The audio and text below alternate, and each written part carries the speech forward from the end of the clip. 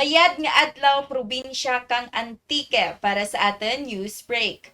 Governor Kajao nagtugro kang bulig sa mga mangingisda nga apektado kang El Nino. Nagtugro kang relief assistance si Governor Kajao paagi sa Provincial Social Welfare and Development Office o kon PSWDO sa 139 ka mga mangingisda sa Barangay Fundadalipe, San Jose de Buenavista nga naapektuhan kang mainit nga panahon kang naglikat nga Martes sa New Capitol Lobby. Kada sara sa mga manug-isda nakabaton kang relief box nga may sulod nga bugas, mga dilata kag kape. Suno kay Governor Kajao, prioridad ang mga mangingisda sa probinsya tungod gamay lang ang andang ginabaton nga bulig halin sa gobyerno nasyonal kumparar sa mga mangunguma nga pwede makaambit kang bulig halin sa Department of Agriculture. Dugang pagapasalamat ang mga nabuligan nga mangingisda sa gobernadora tungod makapulig dya sa andang adlaw-adlaw nga pagkaon.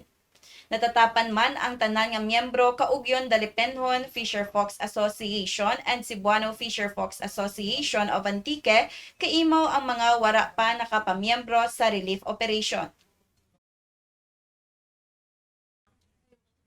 Governor Kajao nanugro kang 10,000 nga bulig pangkabuhayan sa mga sakada.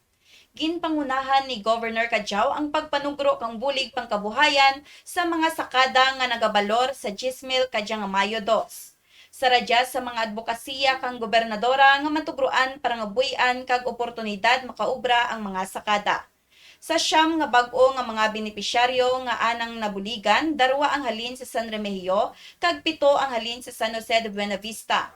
Bahil man ang pagpasalamat kang mga sakada sa diyang alihok kang gobernadora, tungod dya isara sa rason nga hindi rin sanda kabalik sa Negros kag dya lamang maubra sa probinsya.